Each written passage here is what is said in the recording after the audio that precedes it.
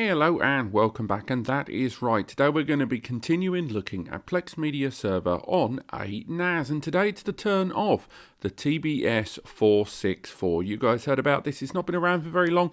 This is the first of the new series of 64 series QNAP NASs on the market, and this is the system that arrives with 4 NVMe SSDs inside. And in today's video we're going to be running our familiar Plex Media Server tests.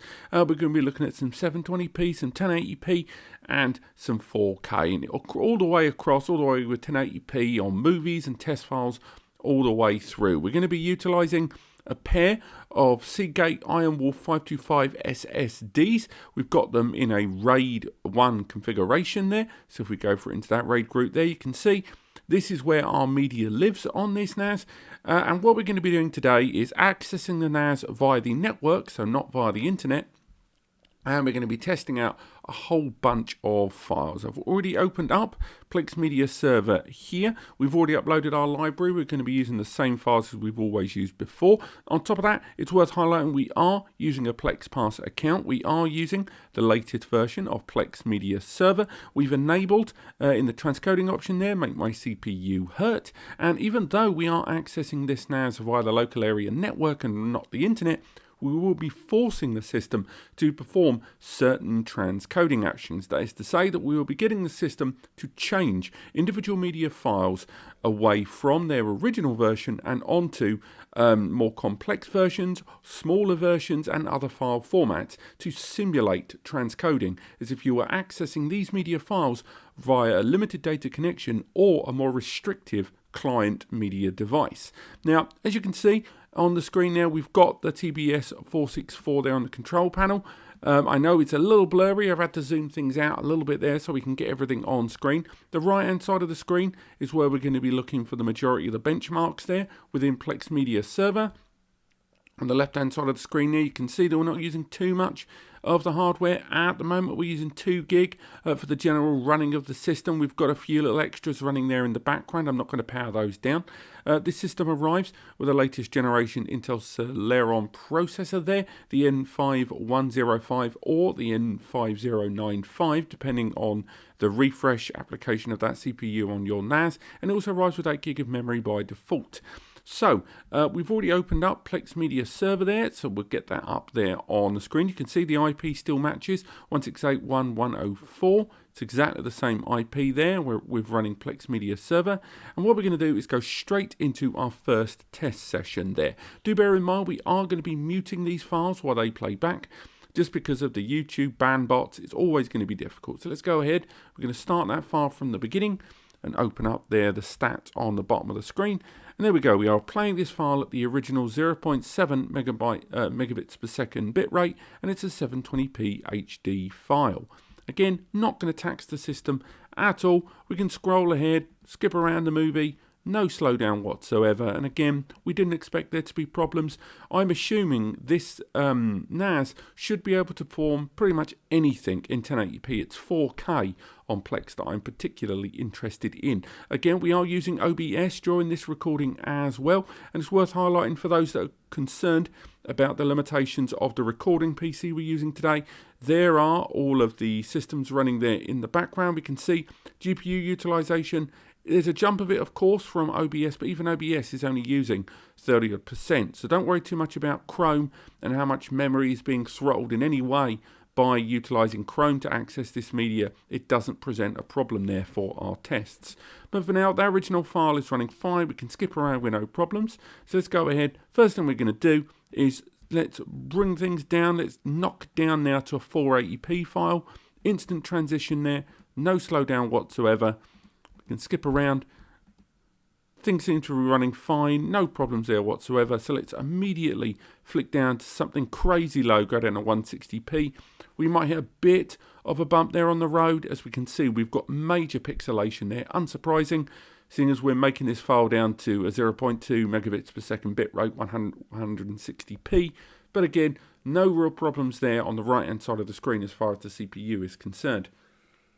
So I think that's enough for this file. We'll make our way onto now the 1080p file there, which is, again, we've tried this before. It's Little Shop of Horrors. Just before I play that, I do think it's worth talking just a little bit about the importance of these tests. I'm well aware that this NAS that we are using is quite niche. It's an NVMe only desktop NAS system, around about £450 to £500 if you shop around. It's not the cheapest NAS, but what's important about this NAS is that architecture, because this NAS is utilizing what most people are pretty sure of now is going to be the next generation of QNAP hardware for their SMB series. So the follow-up to the 53 series, the 453D, 253D, etc., and even the 51 series. Consequently, the way this NAS performs in terms of Plex Media server transcoding and not is going to be a very good indicator of just how well the next range of NASs from QNAP that are releasing in 2022 are going to perform. So it's very important, not only for the sake of this NAS, but just generally these mid-range NASs from QNAP, how well this performs. So with that, let's go on to our 1080p tests. Again, this is Little Shop of Horrors. This is, let's bring that back there, sorry about that. This is a 1080p file at 1.9 megabits per second. Again, it runs beautifully well. We can skip around, nice and easy.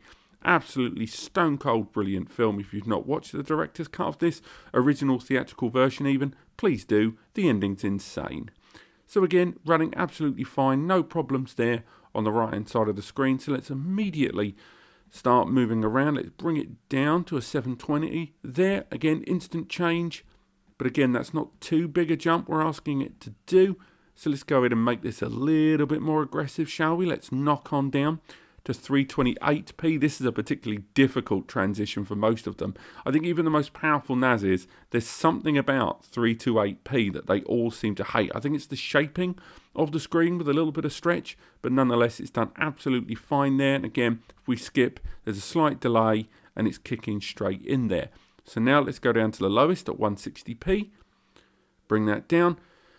And we're on potato quality here, but still nonetheless, it has managed to do that transcode down to that crazily low amount there. And again, skip along, slight delay, potato quality, things are running fine there. So that's great to see, and this NAS is performing just as well as I'd like it to see. So now we move slightly away from those qualities there. So we have some other test files here. They're all kind of a slightly better 1080p. And the reason we only ever test those first two media files for movies is because we go straight over to the Jellyfish files. Now these, if anyone aren't aware, are a bunch of files that are the same 30-second file. This 30-second file, though, has been produced in a number of different ways, from as low as 3 megabits per second at 1080p using H.264, and we'll talk about that in a moment, down to an insanely dense HDR 400 megabits per second 4K UHD file. Now, a couple of things about these before we play through them all. Let's go straight into the NAS and open the file manager. Now let's go in. We want to make our way into the Seagate Iron Wolf there, go into our Plex media test, go into the files. Let's zoom in a little bit. So as you can see, there are all of our files. But the really interesting thing to take on board here is the scale of them. They get not just a little larger, but that was that low file we just talked about there at the bottom. They scale up from as little as just over 10 megabytes all the way to 1.4 gigabytes. And again, remember, that's still the same 30-second file. It's just a question of the picture quality there. So what we're doing is, although it seems like we're testing the same file every time, what we're actually testing is the same file but getting increasingly denser. Now, I said I'd mention about this whole business of H.264, HEVC and 10-bit. Now, these are important. H.264 is an older compression technique. It is fairly ubiquitous on most devices as a file format, and consequently it plays on pretty much everything. Now, HEVC, highly efficient video codec, otherwise known as H.265, is a little bit different. It's a much more modern compression technique that allows high picture quality to be compressed into smaller file sizes when it comes to, moving movies away from cinema and stuff like that onto your home screen. But at the same time, it's nowhere near as easy to apply for and get on most client devices, because it has, I believe, 3 to 4 different patents shared by different organizations, and a lot of the times a lot of client hardware is unable to play this because they haven't got sufficient licensing. Consequently, a system will need to convert this file whether it likes it or not.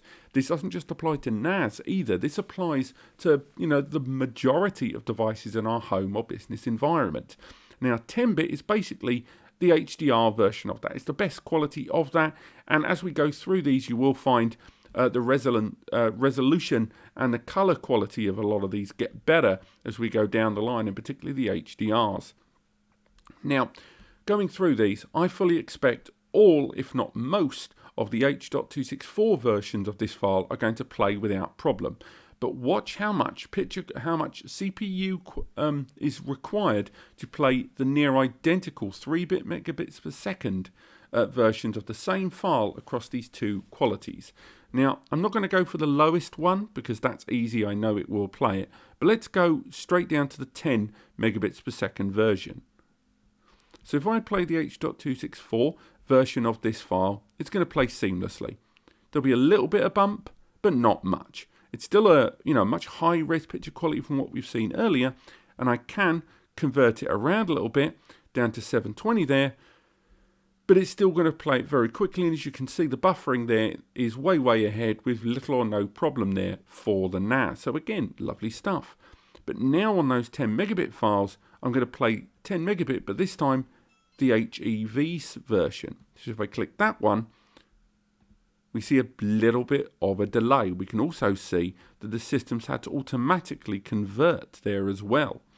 Also, if we look on the right hand side of the screen, we can see whereas the earlier playback there was here, the VC or H.265 version immediately uses more system resources. It's played them both, which is great to see. But again, that's how we understand the difference between these. And if we go ahead and try to convert this down to 720p, it will take a little longer, and the buffering there takes a little longer as well. So as we go through a number of these remaining tests of the Jellyfish files, do bear that in mind, that depending on your library and your media and what kind of file formats you run, things are going to get a little different with how certain files are handled by this NAS and others as well. So let's crack on with the 30 megabits per second. Again, we can go ahead, select the H.264, it should play fine, and boom. It hasn't buffered quite as quickly as the others, but it's playing all the way through, lovely and quick. And again, lovely stuff, all playing nice and well. We can go ahead and do a quick conversion there, do an automatic conversion where it chooses the optimal version recommended for the browsing device. And then after that, we can go down to maybe 480p. It will have to work a little harder for 480p, but we'll still be able to do it. As you can see, it's played back that absolutely fine for us. But now if we go into the HEVC version, I reckon this is where we're going to start to see a few of those weaknesses. We can already see a slower area of the buffering there happening, and it's staying ahead of the playback, but it's not completed it. And you can see there, look at the utilization there on the right hand side of the screen. We're starting to see that creeping up there. It's still a very good performance for this CPU and memory, and definitely when I did the 53D tests, the NAS had already reached maybe 50% utilization at this point in my previous tests on an HEVC file, but still nonetheless it did go up there. And of course, before we move on to another picture quality, let's go ahead and play something a little bit more aggressive. We're going to play 100 megabits per second H.264, zoom out, and again, this is more than 3 times the bit rate of the previous file. So again, buffering has slowed down once again. We are hopefully going to outpace playback, and it is still running very well indeed. We haven't maxed out CPU utilization either, but look at that. It's only barely staying ahead there at the bottom on that darker orange line there. I think it is going to outpace it, but not dramatically. So again, it did that. So let's leave it a little bit more time, and this time let's go ahead and convert it down to something a little bit aggressive. Let's go down to 160p. This is going to be a lot of work for the system to perform. So expect a rise on CPU utilization there, certainly, but it has managed to play back that file. Any of the buffering it had done previously isn't going to be applicable here, but lovely stuff. It has played very, very well on that 100 megabits per second version of that file. But now we're going to go to the HEVC file, and this is the last HD file we're going to test before we move on to 4K. So for now, let's open that up. It has to do an automated conversion, of course, because it's H.265 or HEVC. But again, we're not seeing that that buffering there stay ahead too far. We've managed to play back that file fine. And remember, regardless of whether this is like a full movie or a TV show, the principle is still the same, being 30 seconds or 30 minutes. It's all about playback, not being not outpacing the buffering there on the darker line.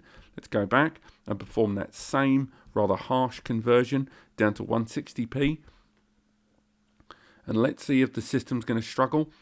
Again, it's lovely to see we're not seeing a huge amount of difficulty there on the utilization. Very similar lines to what we saw on the previous version. And again, luckily, buffering has gone all the way ahead.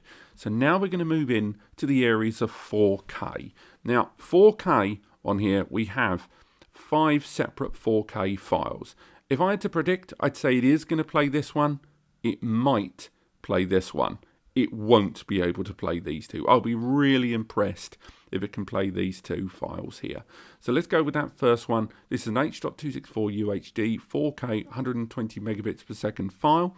Let's zoom out. I think this will push this NAS to work hard, but I think it will play it back. So let's have a look. Buffering there has kind of ceased quite early doors, so it's clearly hit a bit of a wall there. It may need an automated conversion on that file to play this one back. But let's give it a little moment, see if it's able to play it. But right now, that difficulty of that rather hefty file is clearly showing itself. If we skip forward and force the system to have to recache a new area, as it carries on along the line, we're seeing that same kind of line there. As it can only buffer so far ahead before it's hitting kind of a maximum there. And I can't even quite see here where that maximum is coming from. And all I can come down to is the sheer weight of this 4K file. This is a common problem when you look at trying to transcode using Plex of 4K files. So this time we're going to play that back again. But this time we're going to force in conversion. We're going to convert it down to 1080p at 10 megabits per second and see how well it does it. And as we can see, it is able to play that file when converting it down. So anyone that's looking to play a 4K file like this natively on Plex, you are going to see a bit of a struggle. Also, if we go to an automatic conversion, we're able to see, if we choose to, that whether the NAS can convert this to recommended maximums, or it will try to convert the file down to the best of its ability while still maintaining a 4K picture. So let's have a look at the automatic conversion. And again, we're seeing that jump there, but it's not able to jump over that hurdle there. There's certainly some kind of barrier there that's preventing it, as we've seen previously, it play back these 4K files natively there and seamlessly. So again, 4K in Plex is always going to have a stab of difficulty for systems like this. So let's come out of it there, go into the next one. This is the same 4K file, but this is 10-bit HDR. So let's come out there. This is going to be a hell of a struggle for this file. So let's go ahead. It's going to be automatic conversion, of course, which will lend potential for it to play. But once again, we're seeing that slight struggle there while it hits the 7 or 8 seconds mark. Do bear in mind that when we are looking at these files, these are not atypical for the sort of movies that you buy. You are going to have to be buying insanely dense versions of a lot of these multimedia files to assume that this Celeron processor can play these back. These are ones that would challenge an i7 and an i9, and as you can see, it really just bottomed out completely on that file. Now if we move to the 200 megabits file there, let's go ahead and play this one back. Having a look. And again, we're playing it at the original, so this is 200 megabits per second, 4K, 2160p. And again, we're seeing that stopgap there. Let's go for an automatic conversion. Still not maxing out the CPU, so there's definitely limitations within the perhaps the embedded graphics of this CPU. I know we're allowing Plex Media Server to have access to that transcoding engine, so it's not like it doesn't have access to the tools. But right now, that file is just hitting nothing but a brick wall. We can try and auto skip forward, and that seemingly has jumped over it, whatever the initial difficulty of that file is. And if we try and flick back to original quality from that point, we can have a little look and see if there was any problem there with the early stages of that file. But right now, that's looking a little brick wallish. Again, as I mentioned, I fully anticipated this NAS to play back 1080p beautifully. I thought it would be stunning on that. But with the 4K stuff, a few of the walls we've hit there, I know a few of you are going to be less keen. Just bear in mind, when it comes to the playback of 4K, you should be fine. It's the transcoding and reshaping of 4K on the likes of a Celeron using Plex, not natively, of course, because natively it'll play fine, where you really have to bear that in mind. So now we're going to go for the two heftiest files of all.